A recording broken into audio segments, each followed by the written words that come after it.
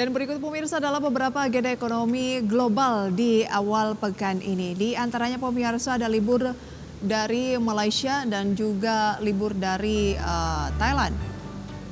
Kemudian dari Indonesia ada rilis data inflasi di bulan Mei dan juga ada indeks manajer pembelian atau PMI Nikkei Indonesia. Dari Korea Selatan indeks manajer pembelian PMI manufaktur Nikkei Korea Selatan, dan dari Jepang pemirsa indeks manajer pembelian atau PMI manufaktur Jepang di bulan Mei. Kemudian dari Amerika Serikat indeks manajer pembelian atau PMI manufaktur di bulan Mei dan indeks manajer pembelian ISM. Kemudian dari Eropa indeks manajer pembelian ataupun juga PMI manufaktur di bulan Mei, dan dari Inggris indeks manajer pembelian atau PMI manufaktur juga di bulan Mei. Selanjutnya pemirsa, kita lihat untuk agenda emiten ada RUPS dari WINE, kemudian FWCT, TOTO, BPII, NTBK, MTDL, PKTR, LINK, dan dari MAHA ada pembayaran dividen tunai, serta beberapa agenda lainnya berupa DPS, dividen tunai, dan KUM dividen tunai. Seperti yang ada di layar Anda pemirsa, dan X dividen tunai misalnya dari ISAT dan yang lainnya ya. Cukup ramai agenda emiten pada awal pekan ini. Dan update dari Bursa Asia, datanya bisa Anda simak di layar pemirsa. Kita lihat bagaimana respon dari Bursa Jepang, kemudian juga bursa lainnya pemirsa yang tampaknya sedang kompak bergerak di teritori negatif di pembukaan awal pekan ini. Kami koreksi pemirsa ya, pembukaan dari Bursa Asia pada pagi hari ini semuanya bergerak di teritori positif. Lagi-lagi pemirsa semuanya bergerak di teritori positif dengan penguatan 1,18%. Kemudian pemirsa Straits Times Singapura naik 0,23%. Kospi Korea naik pemirsa 1,84% dan Hang Seng Hong Kong naik 1,38%.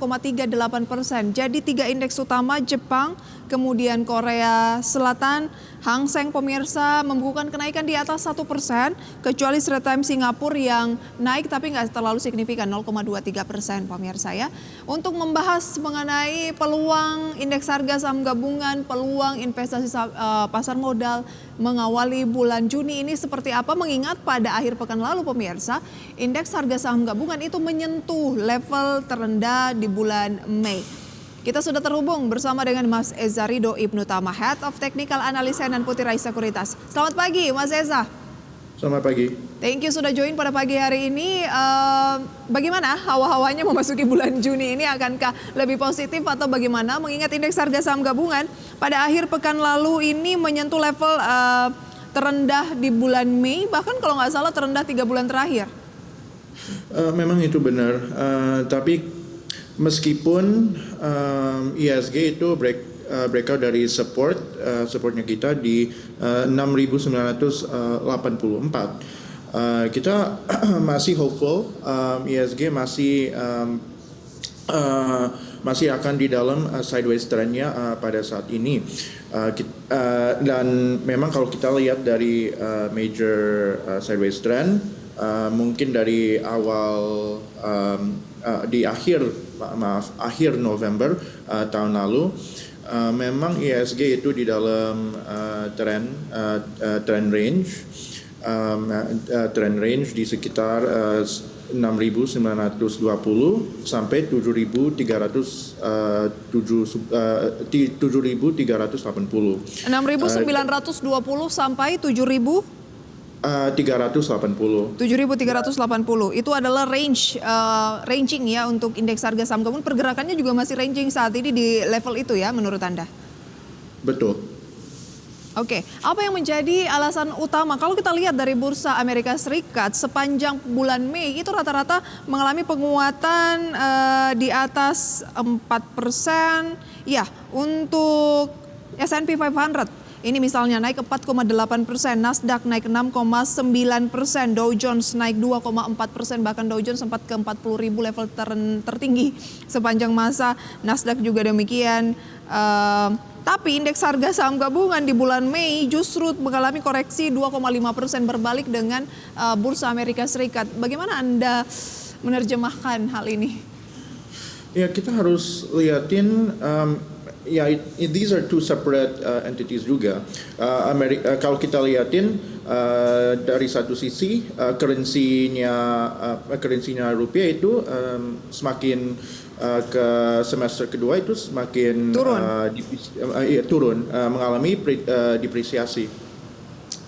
And kalau kita lihat majority impact yang untuk koreksi ini yang baru di pekan ini itu karena brand. Soalnya market cap-nya brand itu lumayan signifikan ya untuk IHSG.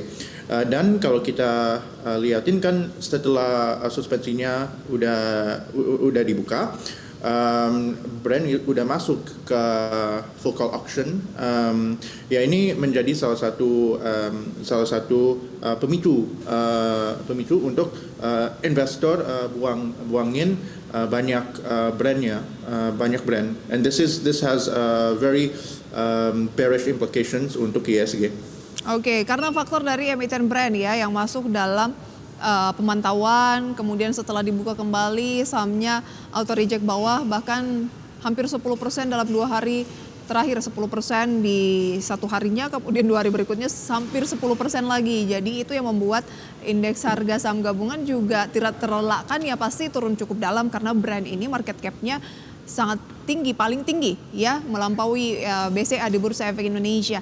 Kalau begitu, Anda melihat peluangnya akan bagaimana? Kalau di Bursa Amerika kan di drive-nya mungkin oleh sentimen sektor teknologi, kemudian juga ada peluang optimisme, peluang kena penurunan suku bunga The Fed di bulan September, mengingat data dari inflasinya yang ternyata agak lemah begitu ya. Jadi harapannya adalah The Fed kembali menurunkan suku bunga di bulan September dan juga muncul lagi katanya di bulan Desember. Tapi kok tampaknya nggak terlalu ngefek ya buat sentimen di bursa saham Indonesia sendiri yang mayoritas cenderung ya, terlepas dari brand tadi, memang kecenderungannya net sell di bulan Mei.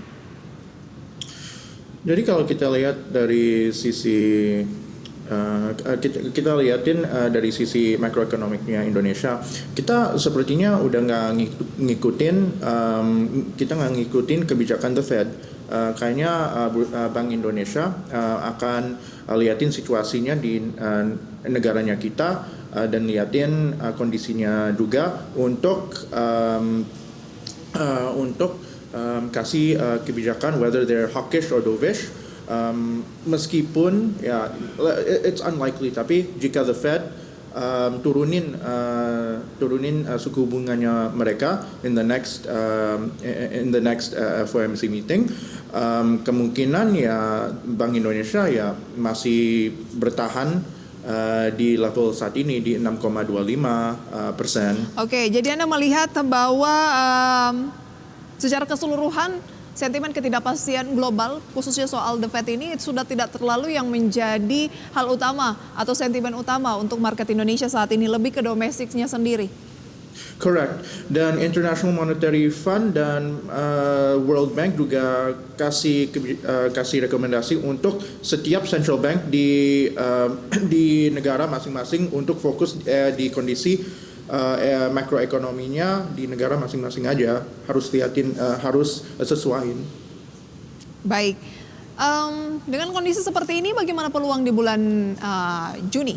Apakah harus break dulu level yang Anda berikan tadi ya di 7380 baru kita bisa mengatakan bahwa ya peluangnya adalah menguat? Selama masih ranging ya masih akan stay bolak-balik di 6920 range-nya sampai 7380? Jika belum breakout ke bawah support yang saya sebut tadi 6.920-an, ISG itu masih atraktif. Jika ISG itu melanjutkan downtrend saat ini, ada kemungkinan tidak ada confidence di retail, antara retail sama institusi. Kita juga harus lihat nggak dari makroekonominya, situasi makroekonominya kita, bahkan mikroekonominya kita dan global ekonomi, tapi harus lihatin apakah investor retail ada confidence dengan sistem yang saat ini di bursanya kita. Soalnya ada banyak negative sentiment terkait full call auction juga yang demoralisasi banyak investor retail di dalam negeri. Oke, jadi sentimen call action ini menurut Anda juga mempengaruhi ya Betul. kepercayaan diri dari investor retail? Betul. Jadi kalau kita lihatin ada banyak coverage dan juga ada banyak petisi untuk Bursa Efek mereformasikan focal auction system yang saat ini. Soalnya ada random closing,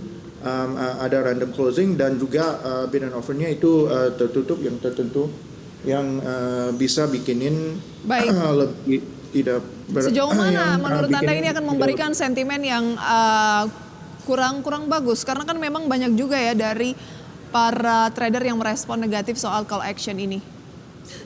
Betul. Jadi ada banyak negative sentiment dan tidak ada terlalu banyak transparansi aja. Katanya banyak dari banyak investor asing dan investor lokal yang kita ketemui.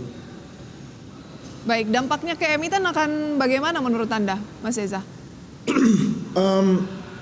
Jadi emiten seperti kalau kita lihatin baru aja sama brand dengan market cap sebesar itu bisa masuk ke focal auction system, dan ini menjadi pengaruh banget kepada ya jika brand dengan market cap sebesar itu apakah aman akan masuk juga, kan aman juga ada weighting yang secara signifikan, dan ini menjadi salah satu concern terhadap investor dan juga emitennya sendiri. Okay. Jika ya di luar forcesnya mereka juga kan mereka nggak ada control over it. Baik. Tapi kan ini sudah diberlakukan ya. Lantas strateginya bagaimana khususnya untuk investor retail juga? Nanti akan kita ulas. Kita harus jeda terlebih dahulu pemirsa ya. Tetaplah bersama kami.